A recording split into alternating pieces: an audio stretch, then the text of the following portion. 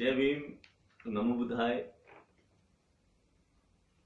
आज एक विशेष बातचीत के लिए इस वीडियो को मैं तैयार कर रहा हूं। काफी दिनों से मैं बुद्ध और कबीर पर काम कर रहा था। मैं सोचता था कि सतगुरु कबीर ने उस समय के संप्रदाय, धर्मों और लोगों और पाखंड पे बहुत करारी चोटें की हैं। आखिर क्या कारण रहा होगा कि उन्होंने धर्म पर कोई बात नहीं की या बुद्ध की किसी भी ढंग से कोई निंदा नहीं की। और यह संभवतः इसीलिए हो पाया कि बुद्ध का धर्म बड़ा तार्किक और बड़ा वैज्ञानिक है। आप जब कबीर साहब को पढ़ेंगे, उनके बारे में जानेंगे, तो रोज नई चीजें सामने आएंगी। मैंने बहुत दिनों से कबीर साहब का साहित्य, अन्य लेखकों का लेखन और आम लोगों से, जो आम जनमानस में कबीर साहब को लेकर के जो बातचीत है, उसको जानने समझने का एक प्रयास किया है। तो उसी ही संदर्भ में ये कुछ मैंने नोट्स तैयार किए हैं। तो उसमें से मैं कुछ चीजें आपको बताना चाहूंगा। इसलिए उसके पीछे मकसद क्या है कि हम चाहते हैं कि सतगुरु कबीर और बुद्ध को एक नए ढंग से देखा जाए। आज का यूथ सतगुरु कबीर से दूर होता जा रहा है, पर आप जब साहित्य पढ़ेंगे, अध्ययन करेंगे, उन चीजों को ठीक से समझेंगे, तो बुद्ध आज भी समय सामयिक हैं, कबीर आज भी समय सामयिक हैं। अब देखिए, कबीर के जो उदाहरण हैं, उनका ढंग ही निराला है, उनकी बात ही निराली। पर कबीर साहब के साथ कुछ ऐसी भ्रांतियां जोड़ दी गई, कुछ ऐसी चीजें जोड़ दी गई कि उनका निस्तारण करना जरूरी है। और इस काम के लिए सतगुरु कबीर ही अछूते नहीं रहे। बहुजन मूवमेंट के बहुत सारे महापुरुष, जो समानतावादी विचारधारा पर काम करने वाले जो लोग रहे, संत रहे, कवि रहे, लेखक रहे, उनके साथ बहुत सारी जो चीजें हैं या बहुत सारा कंट्रोवर्शन शामिल कर दिया गया है। अब हमें क्या करना है? आज 21वीं इस सदी में मेरा नौजवानों से आग्रह है कि वो अध्ययन करके उनमें से जो काम की चीजें हैं उनको निकालें और तार्किक ढंग से निकालें, तर्क के साथ उन चीजों को निकालें। तो मैंने ऐसे ही कुछ सवाल खड़े किए हैं, कुछ ऐसी चीजें आई हैं सामने कि उनको आप थोड़ा खोजें, उस पर थोड़ा मंथन चिंतन करें और एक नए ढंग से अपने महापुरुषों को समाज के बीच में उतारें। अब आप देखिए कि आप जब कबीर साहब के बारे में बात करेंगे तो सतगुरु कबीर का जन्म 1398 ईस्वी में हुआ। तो कहा जाता है, आम लोक मानस में ऐसा है कि सतगुरु कबीर 120 साल तक जिए और चित्रकारों ने भी कोई कसर नहीं छोड़ी कि सतगुरु कबीर के बूढ़े बूढ़े चित्र बना करके आम लोगों के बीच में इस बात को बल दिया। तब जब आप वैज्ञानिक ढंग से देखेंगे, मैं बताता हूं कि archaeological survey of India new series north western provinces भाग 2 पुस्तक के पेज नंबर 224 पर अंकित है कि कबीर का रोजा यानी कबीर की समाधि या कबीर का मकबरा 1450 ईस्वी में बस्ती जिले के ईस्ट में आमी नदी के दाहिने किनारे पर बिजली खाने स्थापित किया।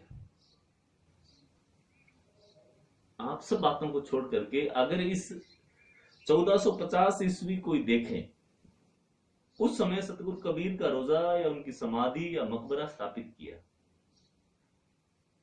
तो यह बात क्या करती है कि सतगुरु कबीर 1450 से पहले संसार से विदा हो चुके थे। संभवतः 51, 52, 50 साल की उम्र में सतगुरु कबीर असमय इस शरीर को छोड़ चुके थे, उसकी क्या कांड रहे, क्या घटनाएं रही, पर यह डेफिनेट बात है कि उनके की अकाल मृत्यु हुई, इसमें कोई संदेह नहीं है। उन कारणों को खोजना, उसके पीछे क्या मंशा रही होगी, इसके बारे में जानना बहुत जरूरी है। ये आप अध्ययन कीजिए और उसमें से निकालिए। फिर एक बात आती है सिकंदर लोधी और कबीर साहब की। आप इसको और डीपली पढ़ें और डीपली समझें कि जो भ्रांतियां हैं उनको दूर करते हुए आप देखिए कि सिकंदर लोधी तो कबीर साहब के इस संसार से जाने के 38 साल बाद गद्दी पर बैठा। हम कह सकते हैं कि कबीर साहब और सिकंदर लोधी में मुलाकात नहीं हुई, बातचीत नहीं हुई, क्योंकि जब सिकंदर लोधी सीट पर बैठा, गद्दी पर बैठा, तब तक कबीर साहब को 38 साल हो चुके थे, संसार से विदा हुई। परंतु सिकंदर लोधी और कबीर साहब पर बहुत सारी बातें लोगों ने कही और लिखी। अब उनका वो कितने तार्किक हैं, कितने वैज्ञानिक हैं, कितने समय सामयिक हैं, हमें इस पर गौर करना है। उसके अलावा आप सतगुरु कबीर के नाम की महत्ता उस समय में इस प्रकार समझ सकते हैं कि भक्ति काल का कोई भी साहित्य उनके नाम के बिना पूरा नहीं हुआ। मध्य काल का कोई भी कवि, लेखक उनसे अछूता नहीं रहा।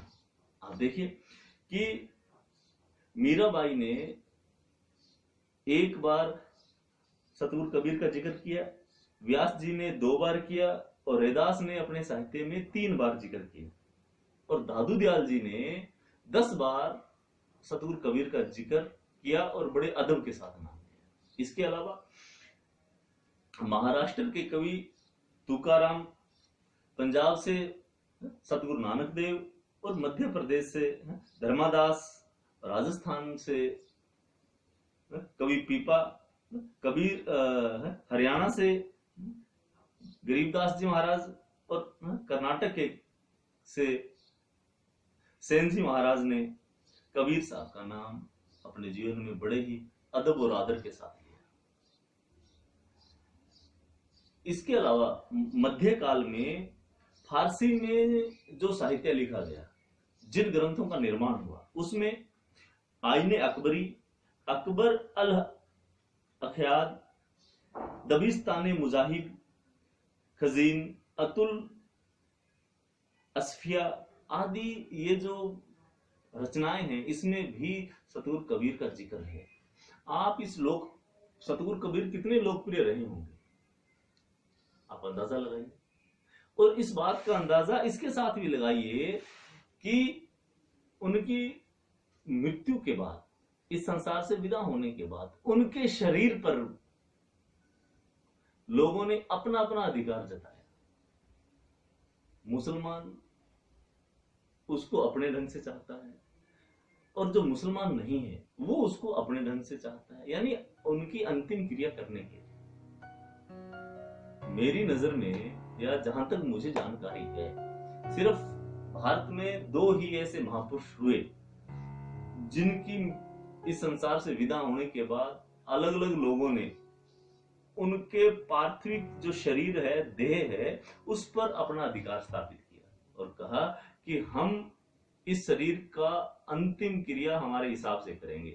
पहले तो बुद्ध, कि बुद्ध के इस संसार से जाने के बाद कोलियों ने, शाक्यों ने, मलों ने, अजातशत्रु ने उस पर अपना अधिकार जताया कि बुद्ध हमारे हैं।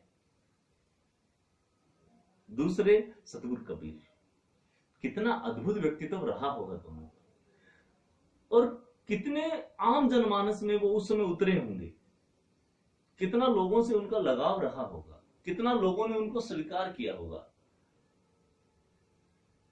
तो सतगुरु कबीर आम लोगों के बीच में इतने लोकप्रिय थे, इस बात का अंदाजा आप इसके साथ लगा सकते हैं। और आप देखिए, मैं जहां रहता हूं, या उत्तरी भारत का जो बेल्ट है, उसमें सतगुरु कबीर का नाम बड़े अदब के साथ लिया जाता है,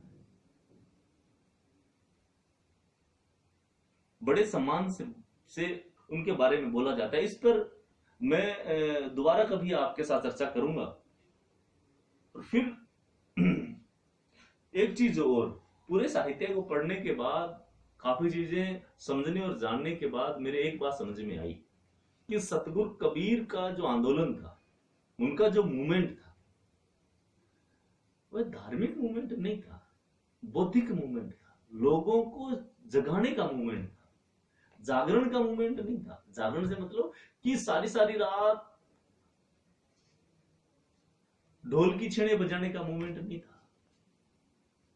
लोगों के बीच में बैठ करके आम जनमानस में उनकी बौद्धिकता को मजबूत करने का आंदोलन था। और इसका उदाहरण क्या मिलता है?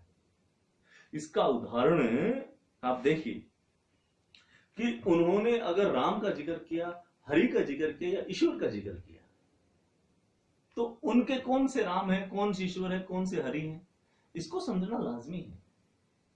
जब आप सतगुरु कबीर को निर्गुण धारा के संत मानते हैं,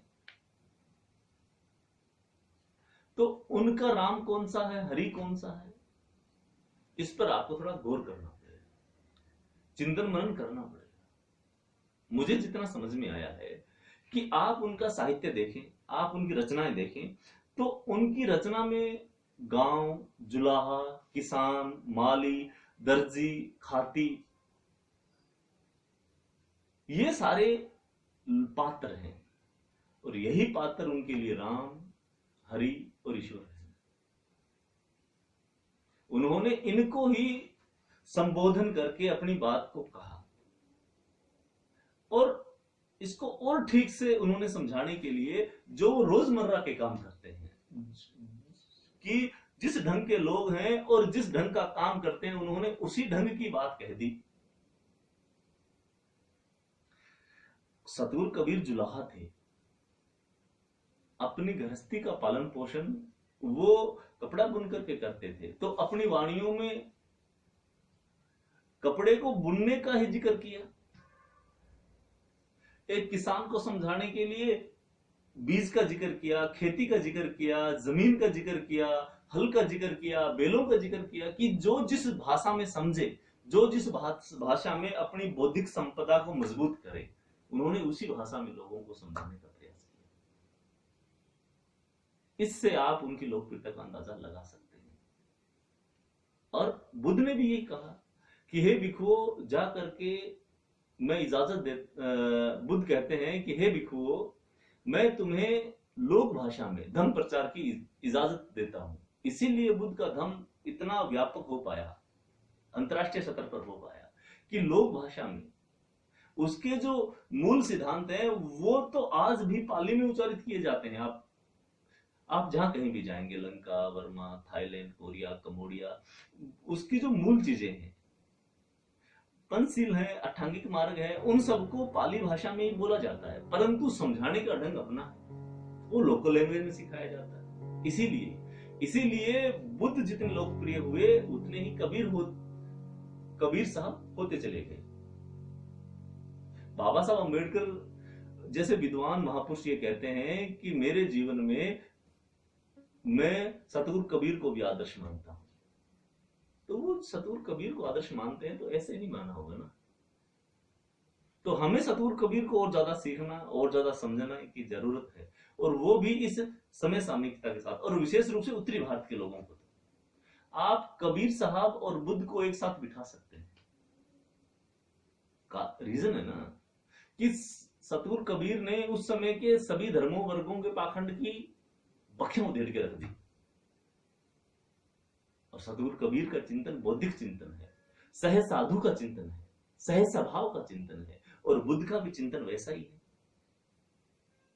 पूरे साहित्य में धम्म को लेकर के, बुद्ध को लेकर के कहीं कोई टीका टिप्पणी नहीं है। तो ये इस बात का घोतक है, ये इस बात का घोतक है कि हमें बुद्ध की ओर मुड़ना है, इसमें कोई संदेह नहीं है। हमें बौद्धिक क्षमता को मजबूत करना है, इसमें कोई संदेह नहीं है। पर आम जनमानस में किस प्रकार काम किया जाए, आम जनमानस को किस ढंग से सिखाया जाए, इसके लिए सतगुरु कबीर से सीखना लाजमी है। मैं इस मुद्दे पर दोबारा बात करूंगा, क्योंकि मैं इस पर अब लगातार काम कर रहा हूं। उसके बाद जो एक बात और आई निकल करके सामने कि रामानंद जी और कबीर साहब के बारे में आप देखिए, मैं आपको एक चीज बताना चाहूंगा कि रामानंद जी तो कबीर साहब के जन्म से 44 साल पहले विदा हो चुके थे। और इस बात को जांचने के लिए इसका एक संदर्भ है, कबीर हिज बायोग्राफी, लेखक हैं डॉक्टर मोहन सिंह, पेज 11 से 14 तक। इस पर आप देखेंगे तो वो पूरी चीजें साफ सुथरी हो जाएंगी। कबीर कब हुए, रामानंद कब हुए, दोनों कभी जीवन में मिले ही नहीं। अब मिले नहीं तो कौन गुरु कौन चेला, और पूरे साहित्य में दोनों ने एक दूसरे का जिक्र ही नहीं किया। पर आप जब लोक वाणियां सुनेंगे, लोक भजन सुनेंगे, तो उनमें यह बड़ी घालमेल कर दी गई। इस घालमेल को दूर करने के लिए मेरा युवाओं से आग्रह है कि अपने महापुरुषों को दोबारा से व्याख्यात करो, इन वाणियों को, इन चीजों को दोबारा से सुभाषित करो, ताकि आम लोगों तक एक सही बात पहुंच सके। आज 21वीं सदी में भी अगर हम घालमेल के साथ जिएंगे, 21वीं सदी में भी बुद्धिमान, जब जब बहुजन चिंतक जो है या समानतावादी विचारधारा के जब इतने सारे बुद्धिजीवी लोग हैं, उसके बावजूद भी अगर हमारे संतों महापुरुषों की वाणियों में घालमेल होता है, तो फिर हम लोगों को आने वाली पीढ़ियां संदेह की नजर से देखेंगी। मेरा ये वीडियो का यही मकसद है कि यूथ जो है इस पर काम करे, चीजों को ठीक ठीक अलग अलग ढंग से रखने का प्रयास